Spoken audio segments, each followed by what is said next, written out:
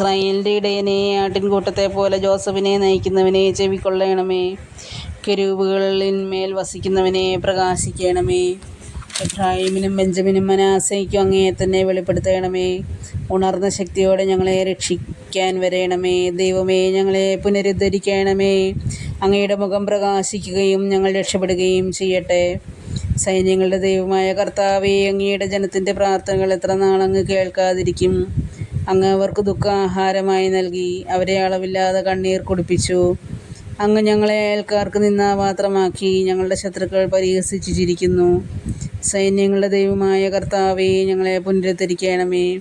അങ്ങയുടെ മുഖം പ്രകാശിക്കുകയും ഞങ്ങൾ രക്ഷപ്പെടുകയും ചെയ്യട്ടെ. ഈജിപ്തിൽ നിന്ന് അവിടുന്ന് ഒരു മുന്തിരിവള്ളി കൊണ്ടുവന്നു, ജനതകളെ പുറത്താക്കി അത് വെച്ച് നട്ടുപിടിപ്പിച്ചു. അവിടുന്ന് അതിനു വേണ്ടി തടമൊരുക്കി, അത് വേരൂന്നി വളർന്ന് ദേശം മുഴുവനും പടർന്നു. അതിൻ്റെ തണൽ കൊണ്ട് പർവ്വതങ്ങളും അതിൻ്റെ ശാഖകൾ കൊണ്ട് കൂറ്റൻ ദേവദാരുക്കളും മൂടി. അത് അതിൻ്റെ ശാഖകളെ സമുദ്രം വരെയും ചില്ലകളെ നദി വരെയും നീട്ടി.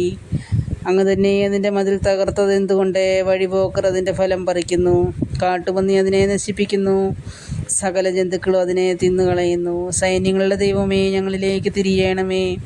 സ്വർഗത്തിൽ നിന്ന് നോക്കി കാണണമേ. ഈ മുന്തിരിവള്ളിയെ, അങ്ങയുടെ വലതു കൈ നട്ട ഈ മുന്തിരിവള്ളിയെ പരിഗണിക്കണമേ.